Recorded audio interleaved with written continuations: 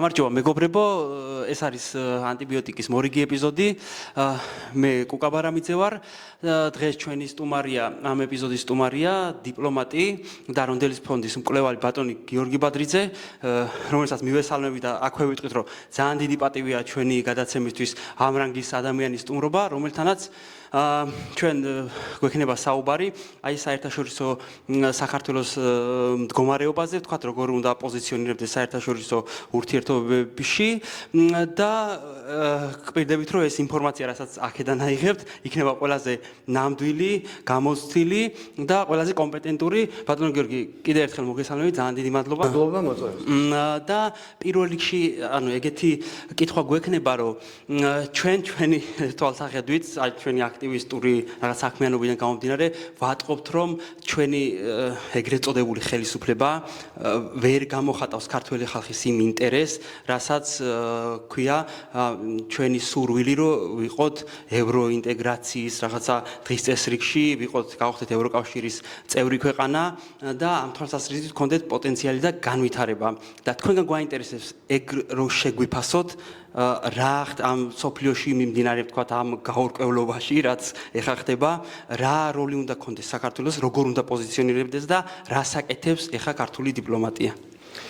მოდი დავიწყოთ საერთაშორისო ურთიერთობების ერთ-ერთი ყველაზე მარტივად გასაგები კონცეფციიდან, რომ მცირე სახელმწიფოთა ბედი საერთაშორისო სისტემაში დამოკიდებულია იმ ხარისხზე, რომელიც აქვს მის ალიანსებს სხვა უფრო ძლიერ ქვეყნებთან, მეზობელ თუ სხვა მის მიმართ მტრულად ან არაჯანსაღი ინტერესით განწყობილი ქვეყნების დასაბალანსებლად. აი საქართველოს მთელი ისტორია არის ბრძოლა გადარჩენისთვის რომელიღაცა დიდი იმპერიის მიჯნაზე, რომელიც ცდილობს კავკასიაზე კონტროლის დამყარებას და იშვიათად საკუთარი ძალებით მხოლოდ უფრო ხშირად ალიანსებით ხდებოდა აი ბრძოლა დამოუკიდებლობის შესანარჩუნებლად. ყოფილა პერიოდები, როდესაც ჩვენ ვიყავით ორ ძალას შორის რაღაც ბუფერული ზონა და სულ მცირე მეოთხე საუკუნის დასაწყისიდან საქართველომ გააკეთა ცივილიზაციური არჩევანი და ჩვენ გავხდით დასავლური სამყაროს ნაწილი. რო დაუბრუნდეთ ზოგადად საქართველოს გარეშეც მარტივი რეალობაა, რომ საერთაშორისო სისტემაში, სადაც ძალას აქვს გადამწყვეტი მნიშვნელობა, აი ალიანსი არის ერთადერთი საშუალება მცირე სახელმწიფოს გადასარჩენად. მაგრამ ვის შეიძლება უნდოდეს და რატომ უნდა უნდოდეს ალიანსი პატარა ქვეყანასთან, ხო? და შესაბამისად ვიღაცასთან ძლიერთან დაპირისპირება ამ პატარა ქვეყნის ინტერესების დასაცავად. ამ პატარა ქვეყანას უნდა ჰქონდეს რაღაცა ფასეულობა საერთაშორისო ურთიერთობებში, საერთაშორისო ეკონომიკურ ურთიერთობებში, უნდა ჰქონდეს გეოპოლიტიკური დანიშნულება, რომელსაც ის სხვები პარტნიორები რამენაირად საკუთარი ხეირისთვის გამოიყენებენ. პირველად მე-20 საუკუნეში გაჩნდა იდეა, რომ მარტო ძალა არ არის საკმარისი და მარტო მშრალი ინტერესი, აი მე ეს გამომადგება ამისთვის. გაჩნდა ცნება, რომ სახელმწიფოები და ერები იმსახურებენ თავისუფლებას და დამოუკიდებლობას და საკუთარი ბედის თავად გადაწყვეტას, იმის მიუხედავად არიან ისინი ძლიერები სამხედრო თვალსაზრისით თუ არა. ეს პოლიტიკური სისტემა, საერთაშორისო სისტემა ჩამოყალიბდა პირდაპირ და მხოლოდ ამერიკის შეერთებული შტატების იდეოლოგიის თავის საზღვრებს გარეთ გავრცელების შესაბამისად და შედეგად. აი, როდესაც გესმით ხოლმე, რომ ამერიკაც იმპერიაა და ისიც თავისი ინტერესებით სარგებლობს, ხელმძღვანელობს და რუსეთსაც აქვს გავლენის სფეროზე უფლება და ამერიკასაც, უბრალოდ შეადარეთ ეს გავლენის სფეროები მაგალითისთვის მეორე მსოფლიო ომის შედეგად, როდესაც საბჭოთა კავშირმა ჭყალებში გაათავისუფლა ცენტრალური და აღმოსავლეთ ევროპა ნაცისტური საშინელებისგან, კი ბატონო, აღიაროთ, ოღონდ აღმოჩნდა, რომ კი არ გაათავისუფლა თავისი მბრძანებლობა დაამყარა ამ ხალხებზე. აი ის ევროპელები, რომლებიც ამერიკული კონტროლის ზონაში აღმოჩნდნენ, აღმოჩნდა რომ შეერთებულმა შტატებმა მათ მისცა დამოუკიდებლობის თავისუფლება შედარებით მაღალი დონის ორ მარტივ ფაქტს მოგიყვანთ. აი ამერიკის მიერ დამარცხებული გერმანია და მის მიერ დამარცხებული იაპონია იქცნენ სოფლიოს წამყვან ეკონომიკებად და დამოუკიდებელ სახელმწიფოებად. შესაბამისად, როდესაც საქართველოს მოიპოვა დამოუკიდებლობა საბჭოთა კავშირის დაშლის შედეგად, მუდა და შემიძლია პირადი გამოცდილებით ეხათ, იმიტომ რომ 91 წლიდან გახდი დიპლომატიური სამსახურის თანამშრომელი. საქართველოს მუდამ ეძიებდა აი ამგვარ ალიანსებს, რათა დაემკვიდრებინა საკუთარი თავისუფლება და დამოუკიდებლობა. აი ამ ახალ სისტემაში. ამ ალიანსების ძიება ეფუძნებოდა ორ მთავარ შეთავაზებას ჩვენი მხრიდან. ერთი იყო რომ ჩვენ გვინდა ვიყოთ თავისუფალი, ეს არის ქართული ხალხის ნება. მეორე რომ ჩვენ არჩეული გვაქვს დასავლური ცივილიზაცია, როგორც ჩვენს წინაპრებს საუკუნეების წინ. უბრალოდ ამ ცივილიზაციას დღეს უფრო კონკრეტული სახე აქვს და მას ქვია დემოკრატია. ეს დემოკრატია ამ ქრისტიანული ფასეულობების გაგრძელებაა თუ იმეს ეს არ ესმის, იმიტომ რომ ხშირად ცდილობენ ხოლმე რომ ზუსტად ეს ორი რამე ერთმანეთთან დააპირისპირონ და ამ დროს დასავლური ფასეულობები, ადამიანური ფასეულობები, იგივე ადამიანის უფლებების ცნება, მათ შორის უმცირესობების უფლებების ცნება არის პირდაპირ ამოზრდილი ქრისტიანული ფასეულობებიდან. არ გავაგრძელებ ეს გრძელი თემა. ანუ ჩვენ ვთავაზობთ, ვაცხადებთ, რომ გვინდა ვიყოთ დამოუკიდებელი და თავისუფალი. მეორე, რომ ჩვენ არჩეული გვაქვს დასავლური ცივილიზაცია, ჩვენი აქედან გამომდინარე, ჩვენი პოლიტიკური სისტემა გვინდა იყოს დემოკრატიული, აი ისეთი როგორიც არის დასავლურ სახელმწიფოებში და ეს არჩევანი მათ შორის არის დაფუძნებული მარტივ გამოცდილებაზე, რომ აი იმ დემოკრატიულმა პოლიტიკურმა სისტემამ ამ ერებს მისცემს სოფლიოს ყველაზე წარმატებული საზოგადოებები, სახელმწიფოები და ეკონომიკები. ამიტომ არის რომ თავპირის მოგლედით ყველა ცდილობს იქ მოხვედრას. არ გარბიან ჩრდილოეთ კორეაში და არ გარბიან ჩინეთშიც კი. ხო, ჩინეთი ავტორიტარული ქვეყნებიდან ყველაზე წარმატებული და ძლიერი. არ გარბიან ჩინეთში ადამიანები, გარბიან ევროპაში, შეერთებულ შტატებში, კანადაში და ასე შემდეგ. ჩვენ ამიტომ ძალიან მარტივი არჩევანი გვქონდა თუ რომელი პოლიტიკური სისტემა გვინდოდა ჩვენთვის და ეს არჩევანი გაკეთდა დიდი ხნის წინ. ეს არის აქედან გამომდინარე ასევე ჩვენი გზავნილი აი ამ ჩვენი პოტენციური და მოკავშირეები იყვნენ აქამდე. ხო, შეერთებული შტატების და ევროპისა, რომ ჩვენ ვართ ერთი ცივილიზაციის ნაწილი და ჩვენ გვინდა გქონდეს უკვე დადასტურებულად სოფლიოში საუკეთესო პოლიტიკური მმართველობის სისტემა.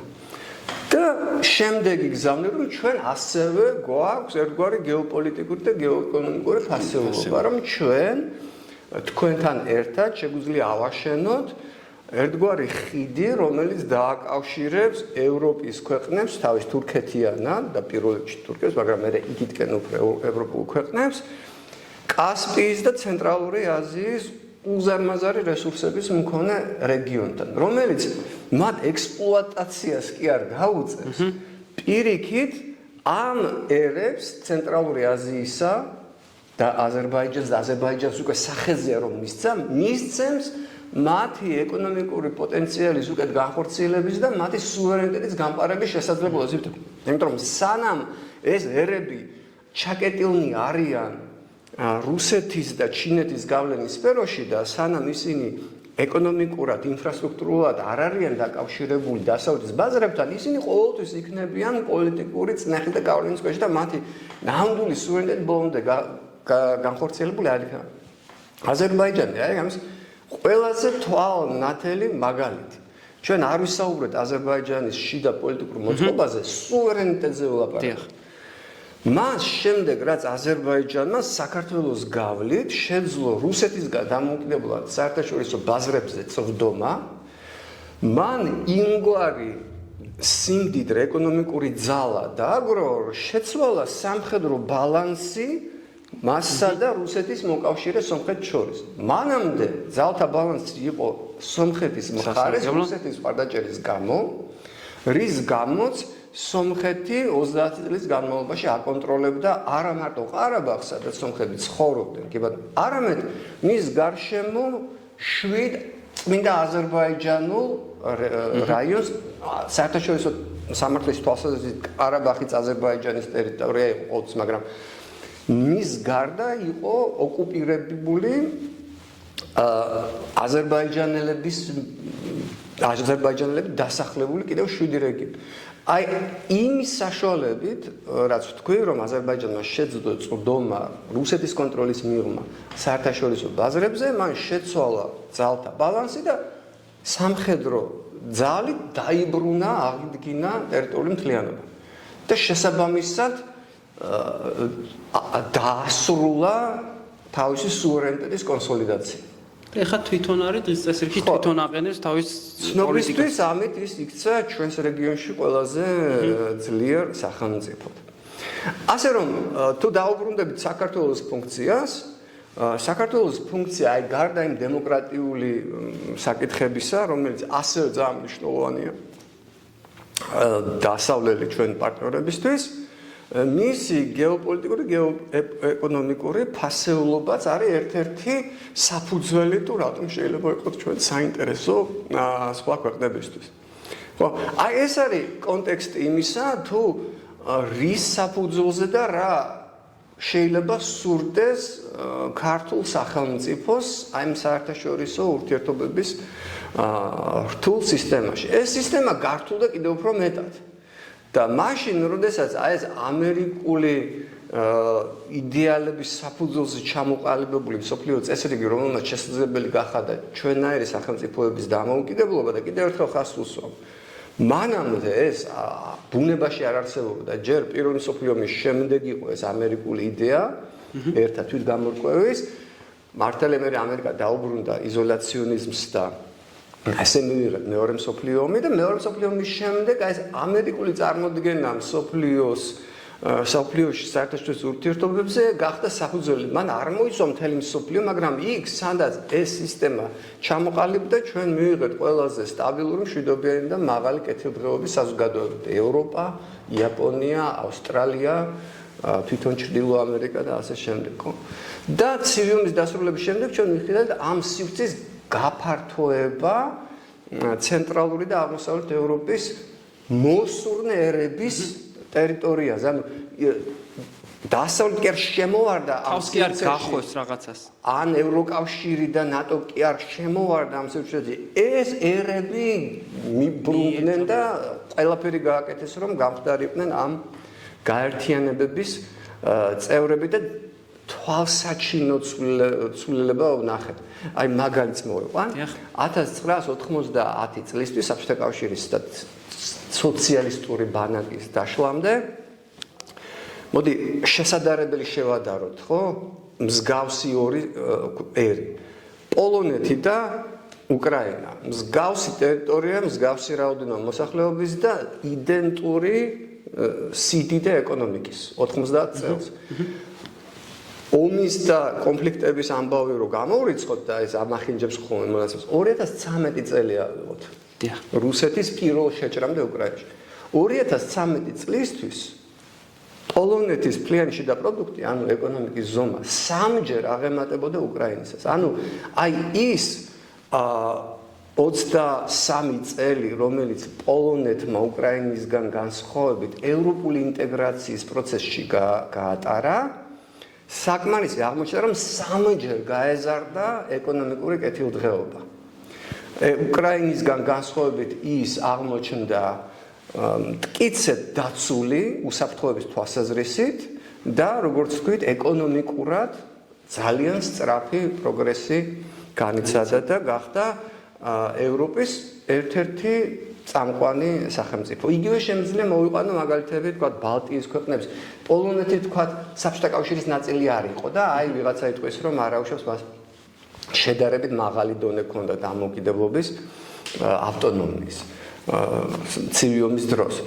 ბალტიის 3 ქვეყანა ავიღოთ მაგალითად, რომელთა კეთილდღეობის დონე დღეს მიუხედავად იმისა, რომ საკუთარი ბუნებრივი რესურსები მაინც და მაინც არც ერთს არ აქვს, რამდენჯერმე აღემატება რუსეთის კეთილდღეობის დონეს ყველა პარამეტრით, მიუხედავად იმისა, რომ რუსეთი არის გაძერძგილი ბუნებრივი რესურსებით და ყველაფრით.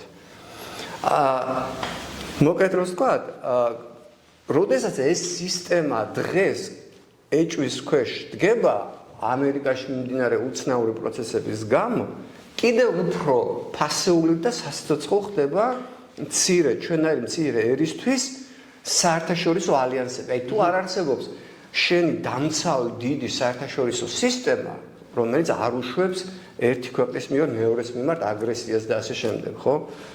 მაშინ უნდა გქონდეს ორმხრივი ალიანსები.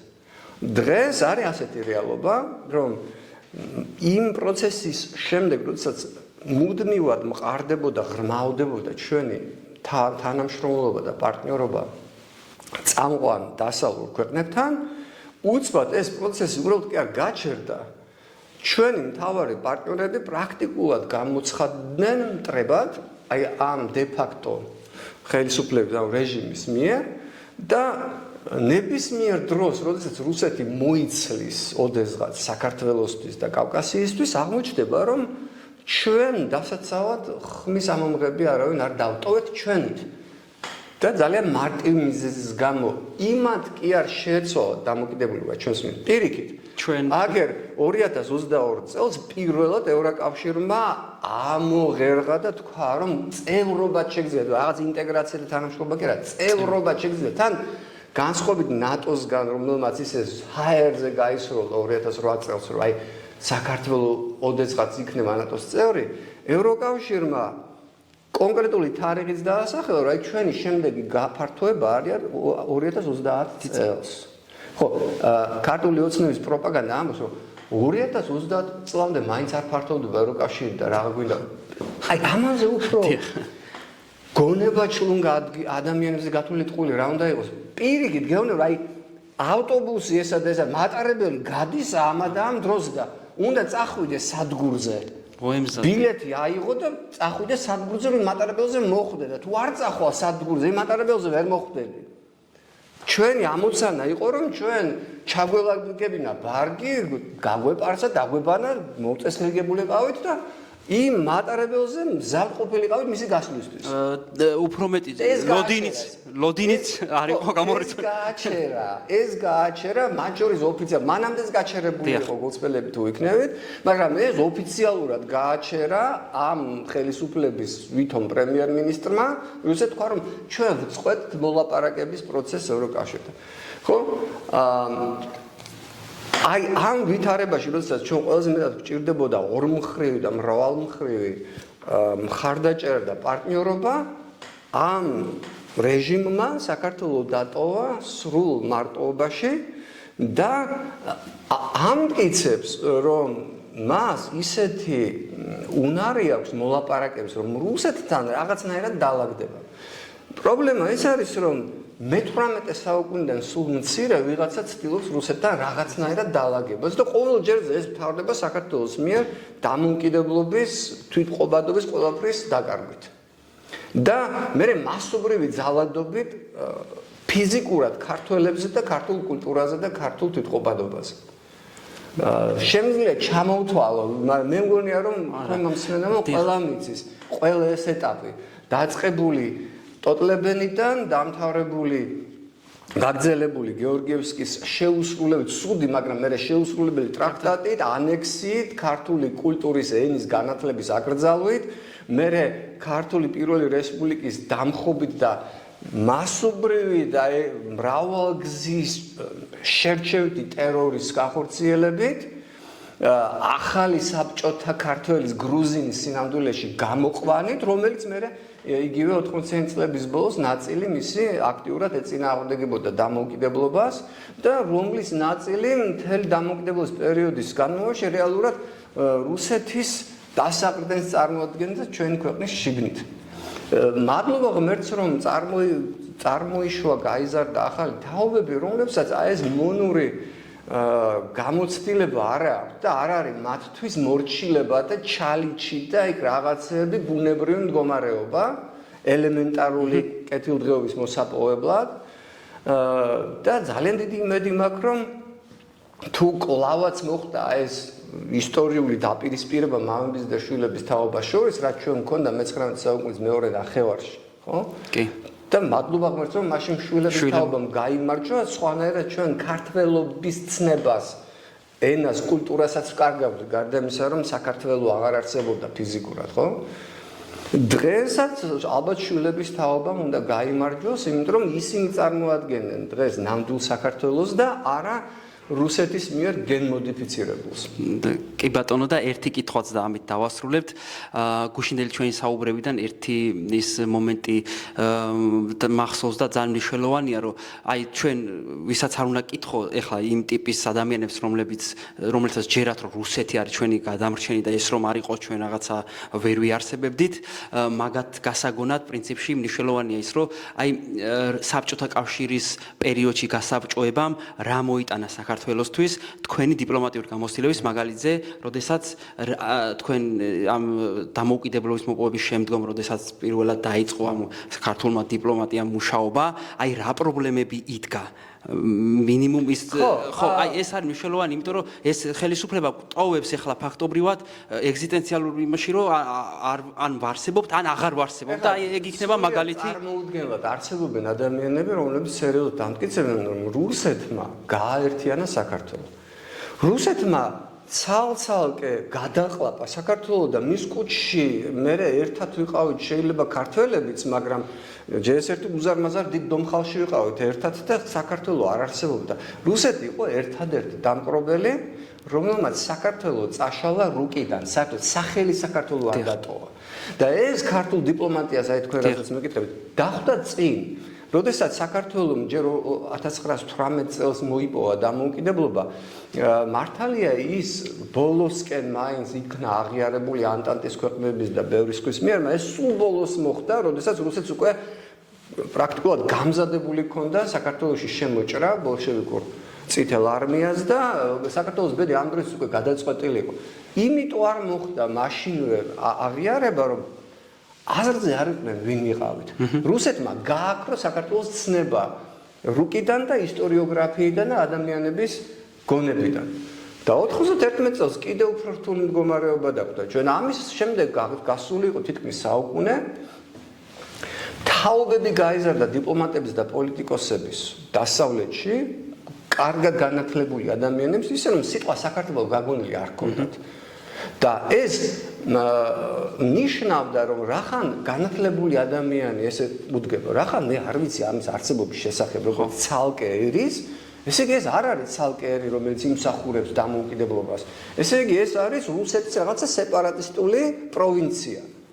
და უამრავი ადამიანი ჩამოსულა საქართველოში იმის მოლოდინით, რომ ნახავდა რუსეთის პროვინციას, აქ, რომ ქართული იქნებოდა რუსულის დიალექტი, ასე შემდეგ და გაკვირდებოდნენ და ძნელია მოედავო, როგორც თქვი, ასეთ ადამიანებს, იმიტომ რომ რუსეთმა საქართველო გააქრო მათ შორის მე-19 და მე-20 საუკუნის დასავლური ისტორიოგრაფიიდან, რომლის საფუძველზეც მე არის შექმნილი ყველა ის სახელმძღვანელო, რომლითაც ისწავლეს უნივერსიტეტებში პოლიტიკოსებმა, დიპლომატებმა და ასე შემდეგ. ამიტომ ჩვენ გვიწევდა ესე კარდაკარ სიარული 90-იანი წლების მთელი მანძილის განმავლობაში და ახსნე რომ აიცით ჩვენ ვართ ნამდვილი ერი, ჩვენ სახელმწიფოებრიობა გვაქვს, ჩვენ წელთაღრიცხვის ამადამ საუკუნიდან, ჩვენი ენა არის უნიკალური, ჩვენ საკუთარი დამწერლობა გვაქვს, ჩვენ გვაქვს ჩვენი კულტურა, ჩვენ გამოვიგონეთ ეს და ეს. ეხლა იმას არ ეუბნებოდით, როგორც უკვე მეორე უკიდურესობა, რომ აი თქვენ რო ველურები იყავით, ჩვენ ვეფხისტყაოსანი 200 წლის მუხამირგია და რაღაც. ეს კიდე მეორე ეს მართლა უკვე უკულტურობის და გაუნათლებლობის შედეგია. მათ შორის ამერიკაზე ამის თქმის, იმიტომ რომ ამერიკა არ წარმოშობილა 1776 წელს. 1776 წელს იმ ხალხმა გამოაცხადა დამოუკიდებლობა ბრიტანული იმპერიისგან, რომლის წინაპრებმა მაგალითად 1215 წელს შექმნეს თავისუფლების დიდი ქარტია. და პარლამენტი გამოიგონეს. აი ამ ხალხის წინაპრები იყვნენ ეგენი, რომლებსაც სამეფო ჰქონდათ ერთიანი სამეფო მე-19 საუკუნიდან ინგლისის სახით და ასე შემდეგ და უზარმაზარი ცივილიზაციული მიღწევების ერი იყო და საერთოდ ვინმეზე ზევიდან ქვე იყურება ეგ როგორც წესი არის ხოლმე შეზღუდულების გაუნათლებლობის ბრალი. აი არ წავალ შორს ჩვენ სამეზობლოშიც ეგრეა ბევრ საკითხი. ამიტომ მოგეთ რუსეთის ერთ-ერთი დანაშაული საქართველოს და ქართველების მიმართ არის ის, რომ ჩვენ მტკიცება გვჭირდებოდა დიდხანს იმის ასახსნელად ხვების, რომ ჩვენ ვართ ცალკე დამოუკიდებელი ერი ისტორიით, კულტურით და სახელმწიფოებრიობით. კი ბატონო. და ძალიან დიდი იმედი მაქვს, რომ აი ის რაც ახლა ხდება, არ გახდება ამ სახელმწიფოებრიობის დასასრულის წინაპირობად არ იქცევა, იმიტომ რომ სახელმწიფოებრიობის გარეშე როგორც ბევრს წარმოუდგენია, აი კომფორტულად როგორც დიდი რუსული იმპერიის სადღაც მასში კუნჭულში ყოფნა არანაირად ამ კულტურას არ გადაეფარება, არ დაიცავს, პირიქით ეს იქნება წინაპირობა ასევე ქართული კულტურის გაქრობის. და მე თავიდან ამხელა გზის თუ გადავრჩით მოგვიწევს. დიდი მადლობა ბატონო გიორგი იმისთვის რომ დრო დაგვითმეთ საინტერესო საუბრისთვის. მადლობა პირადად ჩემგან ყველაფრისთვის რაც ამ ქვეყნისთვის გიკეთებია და რასაც ახლა აკეთებთ. ჩვენ რა ვიცი მაყურებელს შევახსენებთ რომ ეს ამბები რაც თქვათ და ეს ინფორმაცია რაც ახლა ამ გადაცემის ფარგლებში გაჟღერდა და მიიღეთ არის ცოდნის და გამოცდილების და პრაქტიკულად ნანახის თქვენთვის გაზიარება და არა რაღაც ის შეთქმულების თეორიები, რომლებშიც ჩვენი მოსახლეობის რაღაცა ნაწილი ცხოვრობს რა. დიდი მადლობა კიდევ ერთხელ, მადლობა მაყურებელს, კარგად ვზანდებოდეთ.